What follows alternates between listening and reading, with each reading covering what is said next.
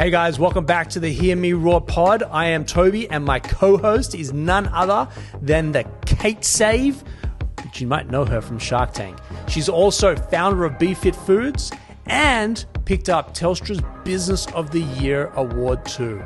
Kate? Well, Toby, you've got a super impressive CV, 25 years in global commercialisation experience, and you founded Creative Cubes, Australia's leading co-working space and real estate business. All right, let's get on with the pod. Guys, welcome back to the pod. Another amazing episode. But before we go there, Kate, what's going on in your world? I love that we've just finished school holidays, except we haven't really. There's, more public holidays to come, but always good to have family time. What about you? Yeah, much the same. I was in the US for the first week of the school holidays, which meant that the second week of the school holidays was like too hard to go away and do stuff.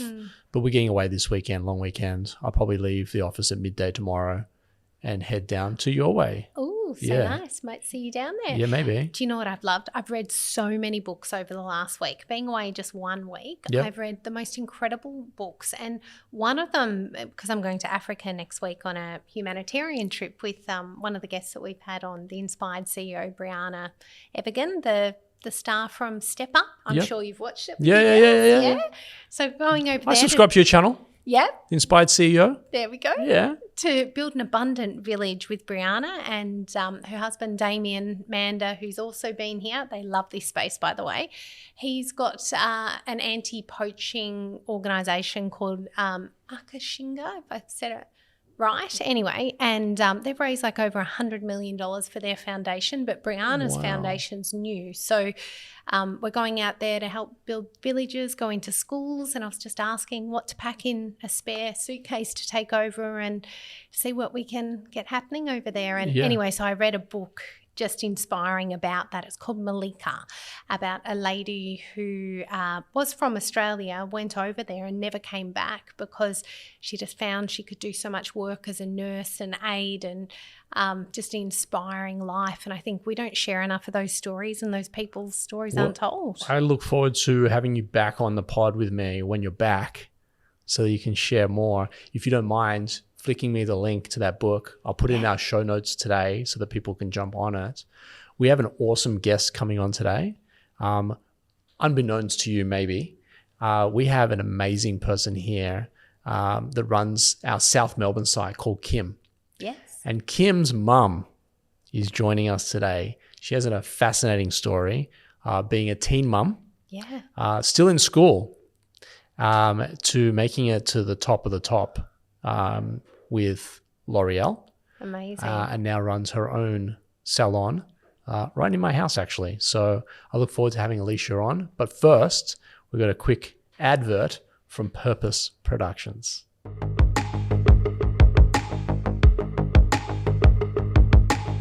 Guys, you've seen me put out content for years.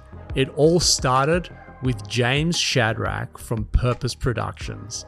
We've filmed over 800 vlogs, several hundred different pieces of content that has helped me take my business to the next level. We use Purpose Productions for all the content, pods, vlogs, and storytelling that we produce. Check out purposeproductions.co to learn how James and his amazing team can help you scale your business and get your message out there.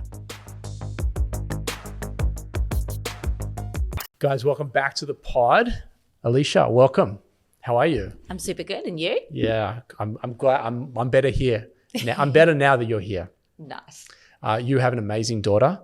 I tell my kids all the time that when they're out, they're not just representing themselves; they're representing mummy and I, and they've got to be on their best behavior, and they've got to do the right thing and be kind and courteous and remember their manners. And I can report back to you, not that there's a report card, that whatever you've done as a mum is amazing, because Kimberly runs our South Melbourne site, as head of South Melbourne.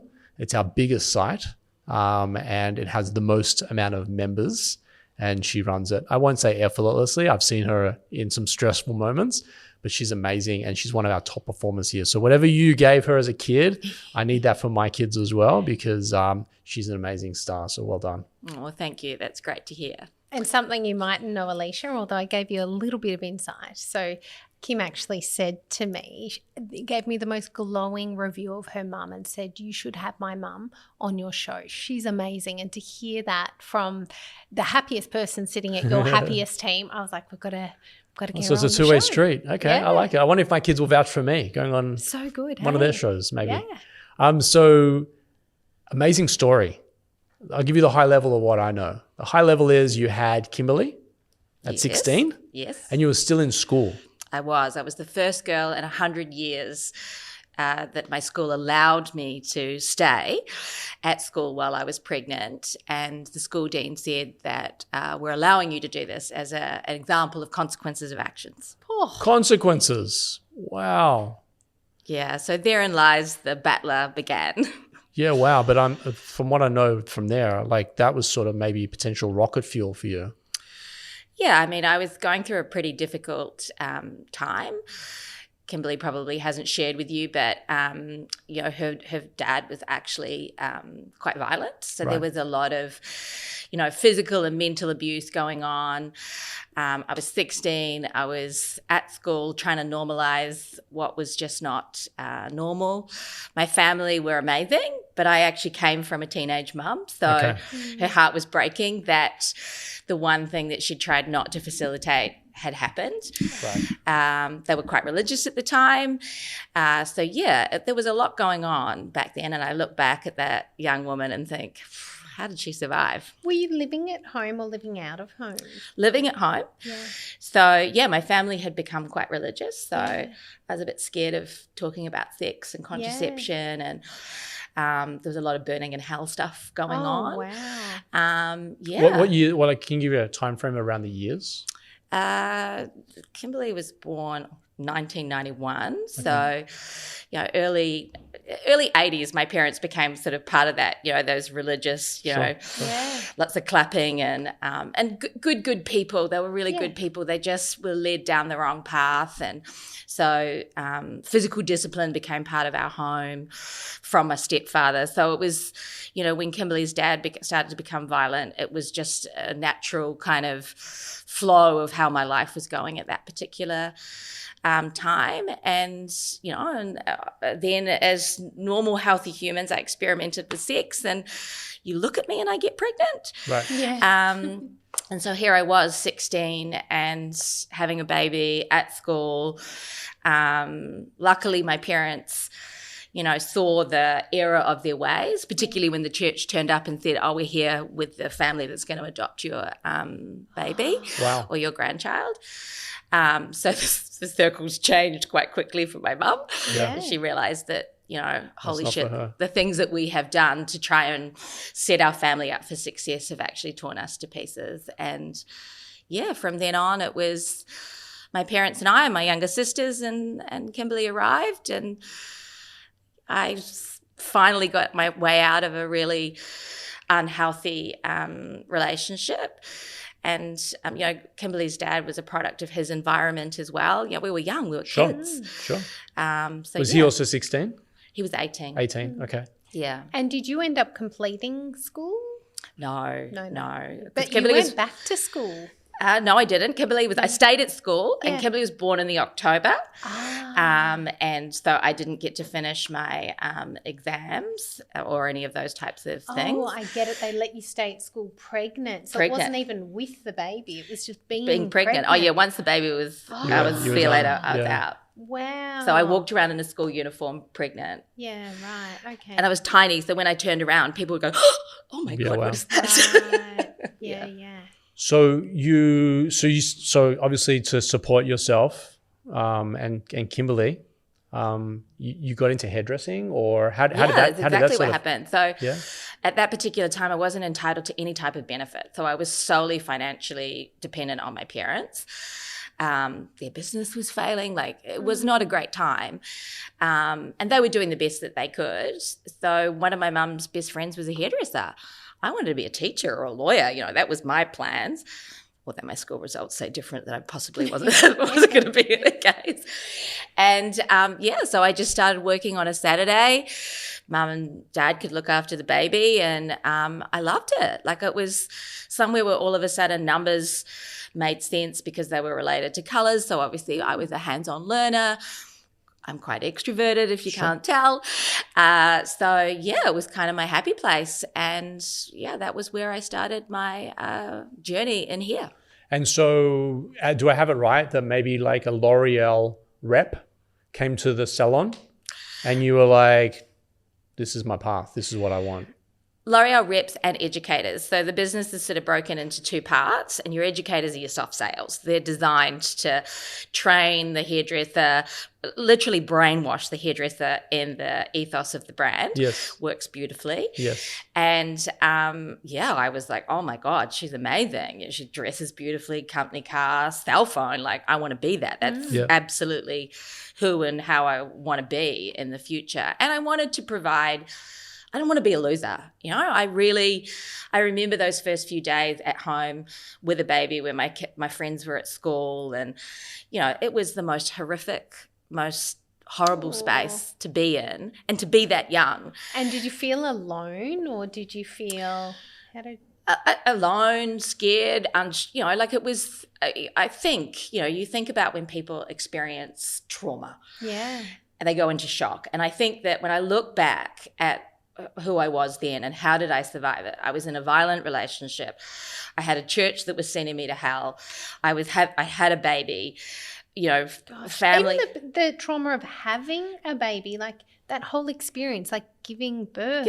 Luckily the epidural put me to sleep, so that was good. So but it ignited something in me that I'm not going to be a loser. Yeah. And Kimberly is not going to go without. Yeah. She's going to have everything that every other child had, and she's not going to have to think about where her next meal comes from, her shoes. She's going to have a lot of Barbie, because I went really hard on the Barbie. And L'Oreal for me was that shining light. It looked professional. It looked fabulous. They provided great education. And so I set about wanting to do that. And so 25 years later, 25 years you're with L'Oreal. Yes. I'm sitting here firstly in awe, because I think I was raised by a single mum. My dad actually passed when I was 16. Sorry. He got sick when I was 14. And my mum and my two sisters are like, they're up there, and I just worship them. And so just hearing you speak and understanding potential struggles, or not having an easy path, or the yellow brick road, or whatever you want to call it, I get it. But it clearly hasn't defined who you are. Like, you are a very, very, very strong, independent. Sorry, when I say this being a teen mom didn't define you. Like, you became this amazing person through all of this. When the chips were down. Pardon? Kept dreaming as well, not an end to your dreams. Yes, like, this is what I'm trying to get to. It's sort of like you never gave up. You believed it. You backed yourself. Yeah. Yeah, I would say yes to an extent, but I think the fuel, and it probably answers why I'm doing what I'm doing now, was that I was like, I'm going to prove you wrong. Yeah. I'm not a loser. Yeah. And every day I got up to prove somebody else wrong, and what people thought of me and how they perceived me was too important, and so therefore, and L'Oreal was a perfect environment for that. It's an incredible company, but it's a sink or swim, and you fight every day. It's super glamorous. It's very fabulous. I did my MBA in one of the best business schools in Paris. Like, they look after you incredibly, but you fight every day to be at the top of that food chain. Do you still have a chip on your shoulder? I think so. Yeah. I think so. I'm fighting it. Yeah.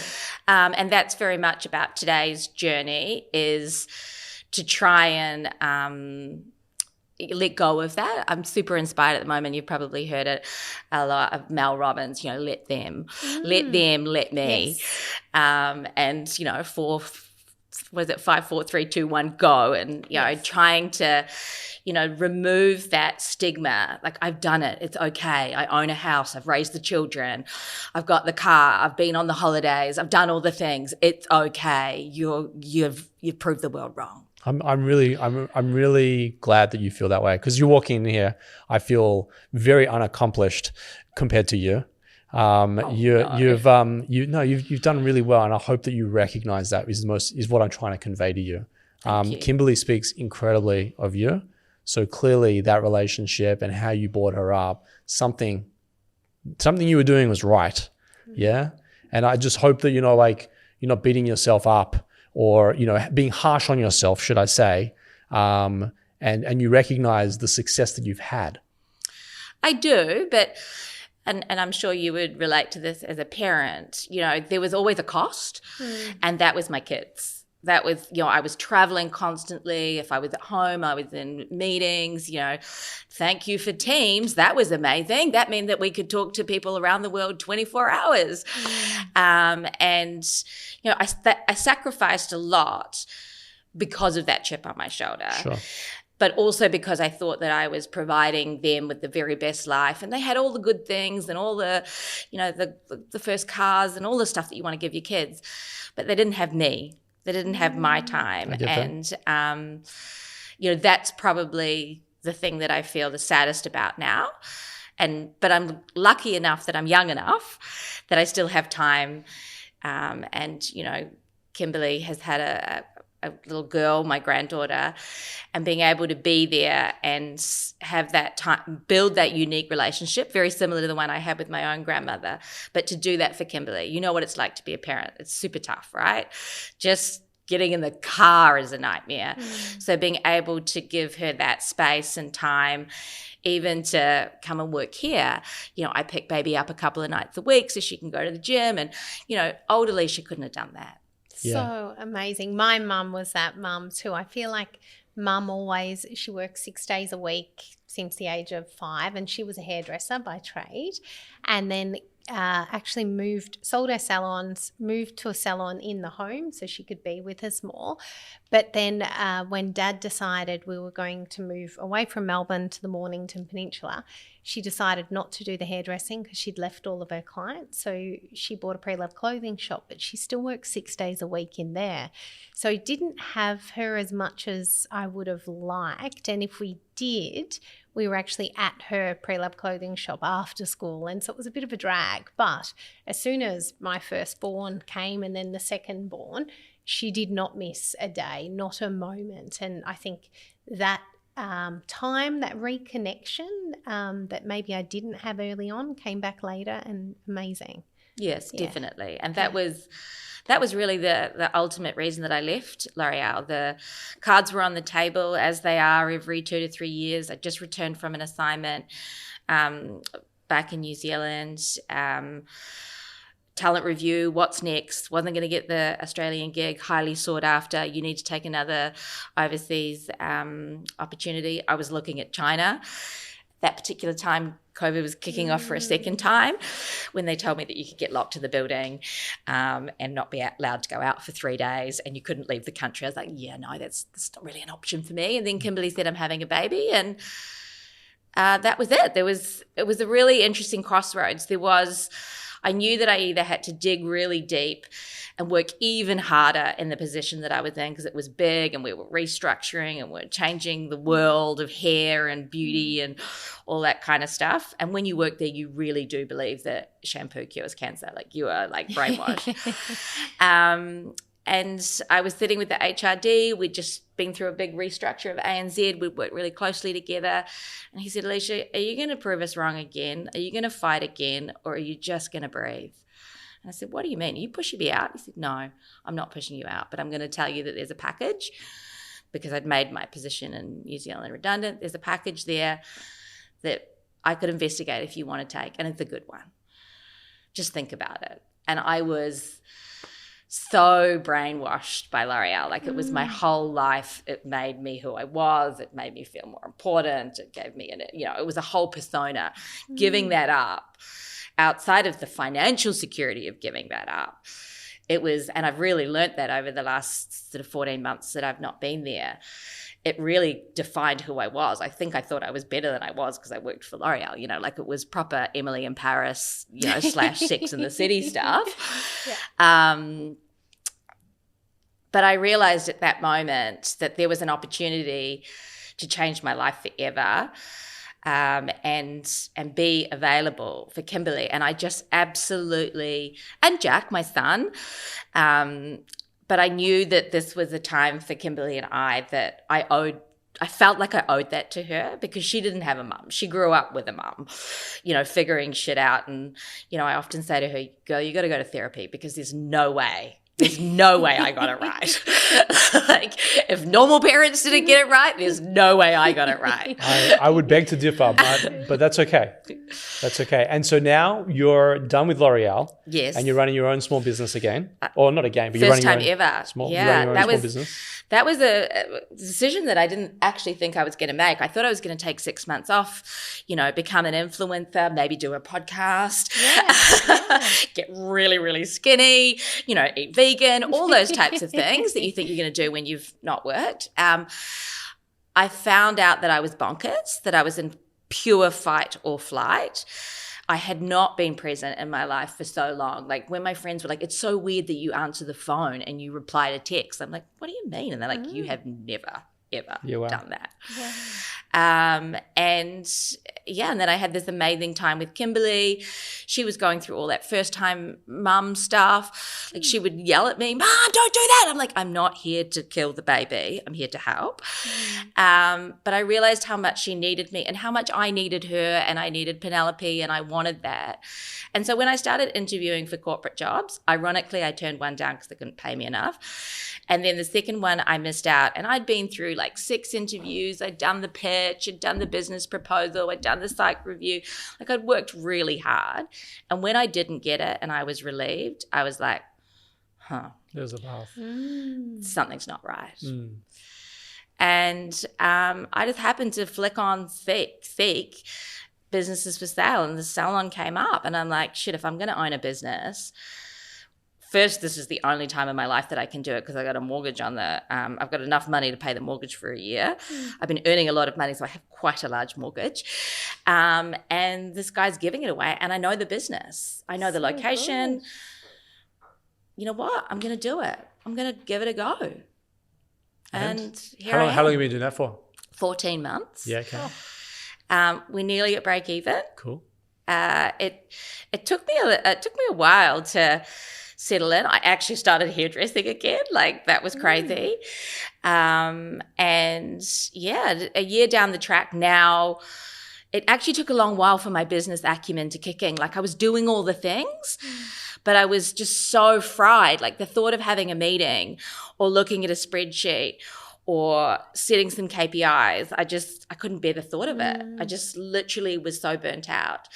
Then I started, and I don't know if you've ever presented an Excel spreadsheet to a group of hairdressers, but if you do, they will look at you blankly and think, why are you presenting me a box of, a screen of squares, and you keep moving the numbers around, and what are those red circles, and what are the green circles, and what does that all mean? Like, what's that got to do with doing hair? Now I've been on this journey of how do you re-engage a team creatively? How do you make KPIs fun? How do you create career pathways? How do you offer flexible working when you actually have to be at the place to do the work? I got a mentor that changed the game for me, and I'm really enjoying it. I have my days where I'm really sick of being poor now. Sure. I want to go back to being like a little bit rich. Yeah. I get it. A friend of mine started a co-working space for hairdressers. It's called Salon Lane. I'm not sure if you're familiar with it. Yeah, I'm very familiar with it. We tried to rip the idea off and do it at L'Oreal. That didn't go so well. Yeah. So these guys are on fire with it. They're doing exceptionally well. Yeah, they do. That model is super good. So I grew up with Jared and Lance. They both grew up in my street. And we're all in the flex space, but those guys got together and started the salon. Were you in Sydney? Yeah. I grew up in Sydney. Okay, because they're in Sydney, Yeah. Well, they've got a Queensland presence as well. But yeah, I think that's fascinating. That's it's, you know what, it reminded me why you was talking about spreadsheets in front of your hairdressers, and like they just want to be in the craft, not in the finance. 100%, yeah. You know, that's why Salon Lane has done what they've done, and they're exceptional at it, and they've got a whole range of products that the hairdresser can make commission on without actually having to fork out for the product and having their money tied up or capital tied up in inventory that they're not moving. It's a fascinating line. It's a super good model, yeah. Well, I have no doubt. We're going to wrap here, but I have no doubt. Oh, I have one last question. Oh, do you? Sure. Yeah.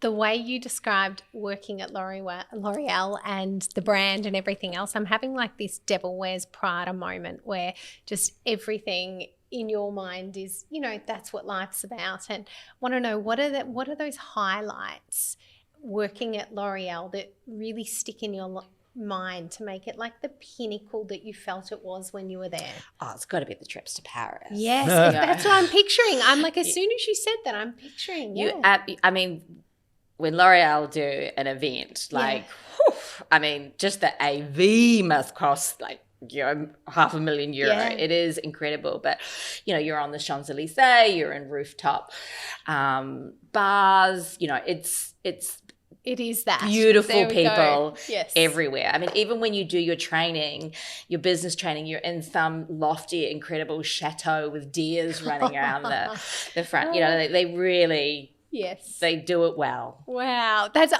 had this vision. I had to ask. I'm like, I think this is what it would feel like. And everybody looks really beautiful. Yeah. And you just don't want to eat the croissant, but you eat the croissant. Because you're in Paris. The croissant. And the cheese, and then you're drinking the wine. Oh. And it's just all a slippery slope. So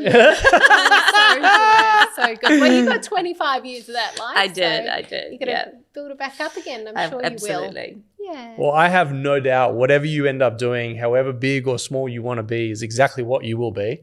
And that story in the hairdressing salon will bring in all the clients. So you're going to have to give the names of details because they'll just want to sit there and hear about the deers. And amazing, you know. Amazing. Well, thank you for taking the time out of your busy day.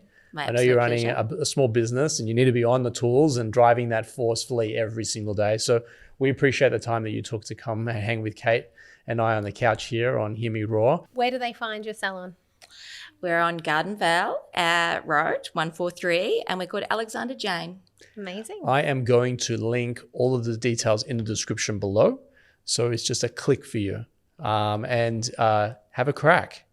Guys, we're going to come back, but a quick word from Luna.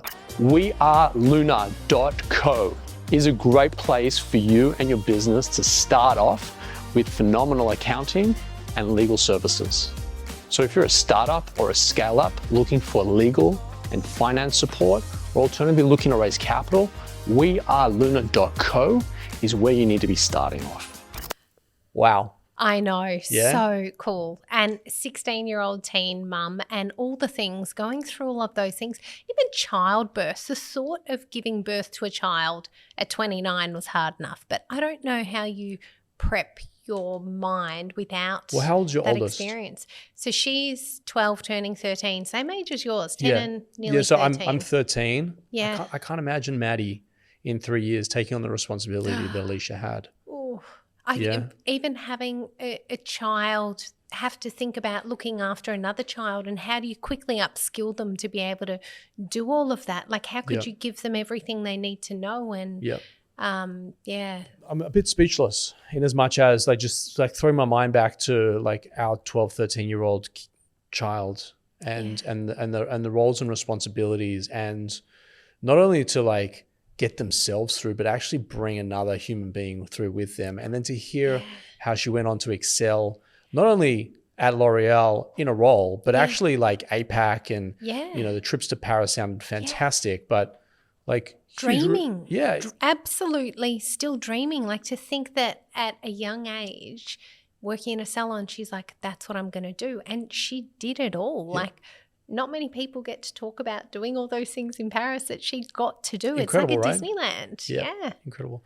All the power to her. Kate, thank you for your time today. We'll see you on the next one. See you then. Cheers.